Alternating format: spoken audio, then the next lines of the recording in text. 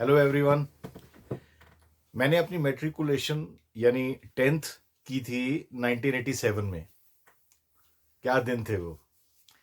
We I and my friends were teenagers in those years and we had a great time. ये वो साल थे जब गावस्कर, कपिल, श्रीकांत, रवि शास्त्री, अजहरुद्दीन, वेंगसरकर, मोहिंदर अमरनाथ ये सब अपने क्रिकेटिंग करियर के टॉप पर थे। क्रिकेट हमारी जान थी उन दिनों। ट्रांजिस्टर पर कमेंट्री सुनना ऐसा लगता था जैसे हवा से टॉनिक सीधा दिमाग में जा रहा है कानों के थ्रू। Boost was the secret of कपिल्स energy and also ours. Cricket के अलावा जिस स्पोर्ट में हमें बहुत इंटरेस्ट था वो था tennis. John McEnroe, Stefan Edberg, Ivan Lendl, Boris Becker, Mats Wilander, Jimmy Connors, Pat Cash, Andre Agassi, क्या खिलाड़ी थे। और लेडीज में Martina Navratilova, Chris Evert Lloyd, Steffi Graf. Wow, एक जमाना गुजर गया। मेरी उम्र के लोगों की बॉडीज में एक करंट दौड़ गया होगा ये नाम सुनकर। टेनिस के इन बड़े बड़े नामों में एक और नाम भी था जो शायद बहुत कम लोगों को याद होगा। वो नाम उन लोगों में से था जो आते हैं, कमाल करते हैं और पर्दे से चले जाते हैं, पर जाते जाते सारे कंपटीशन की नींद उड़ा जाते हैं। ऐसे ही एक टेनिस प्लेयर थे, स्लोबोदान जीवोजिनोविक। आज मुझे ये नाम बड़ा आसान लगता है बोलना, हालांकि ये बड़ा टंग ट्विस्टर नाम है, क्योंकि ये नाम मेरे माइंड में उस जमाने में दिन में कम से कम 10 बार आता था जब भी कोई टेनिस का टूर्नामेंट होता था जिसमें ये खिलाड़ी होता था। स्लोबोदान जीवोजिनोविक, ये सर्बिया का खिलाड़ी था। मैं इसका फैन था, सुपर फैन। पर क्यों, आप सोच रहे होंगे। क्योंकि ना तो इस टेनिस प्लेयर ने कोई सिंगल्स ग्रैंड स्लैम जीता, ना ये खिलाड़ी कभी टॉप 10 में था। वो इसलिए क्योंकि इस खिलाड़ी की सर्विस बड़ी खतरनाक थी। एस पर एस मारता था ये खिलाड़ी।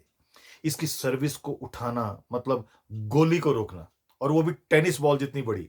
और अगर गलती से आप सामने आ गए तो आप गए। 6 फुट 6 इंच की हाइट थी इस टेनिस प्लेयर की, और बहुत मजबूत थाइज और शोल्डर्स थे। स्लोबोदान जीवोजिनोविक की बाकी गेम जैसे ground strokes, backhand, forehand, volley, placement वगैरह इतने खास नहीं थे। पर सर्विस सामने वाला उठा पाए तो बाकी गेम की नौबत आए।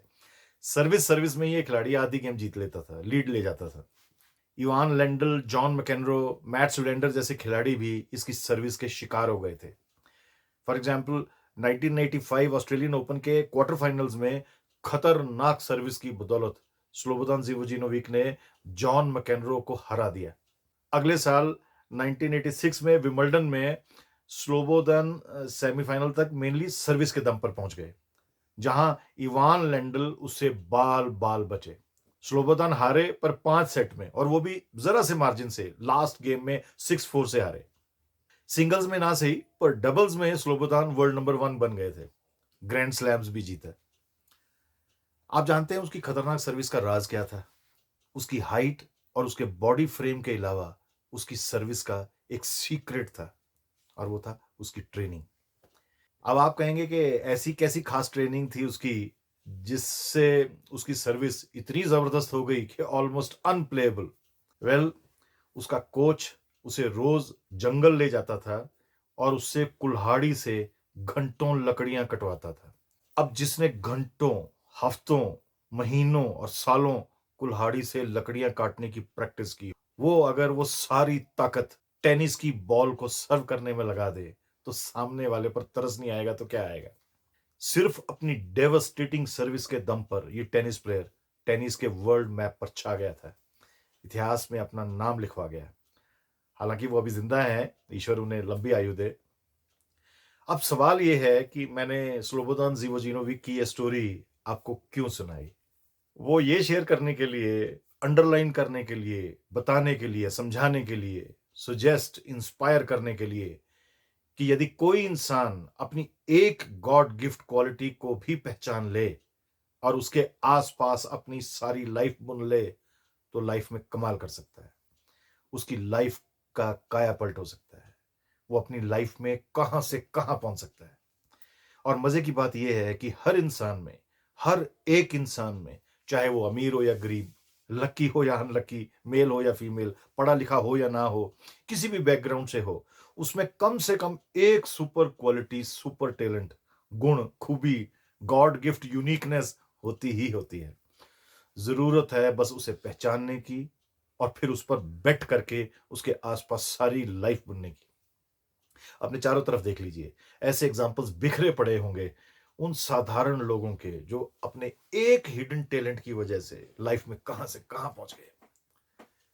ऐसा भी देखा गया है कि किसी इंसान को खुद अपनी यूनिकनेस, अपने टैलेंट, अपनी किसी गॉड गिफ्ट क्वालिटी का पता ना हो और उसका कोई फैमिली मेंबर या फ्रेंड या टीचर या इवन कई बार कोई टोटल स्ट्रेंजर उसको ये बताए कि उसमें क्या खास है।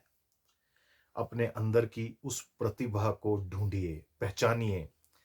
आपकी क्या क्या स्ट्रेंथ्स हैं, पहचानिए, शॉर्टलिस्ट कीजिए, अपनी नियति की उस कमाल काबिलियत पर जीरो इन कीजिए और फिर उसे तराशिए। हालांकि इस प्रोसेस में जल्दबाजी नहीं करनी चाहिए। Take your time, it takes time. किसी भी इंसान की यूनिकनेस अक्सर ओवर द ईयर्स ही पता चलती है, पहचान में आती है।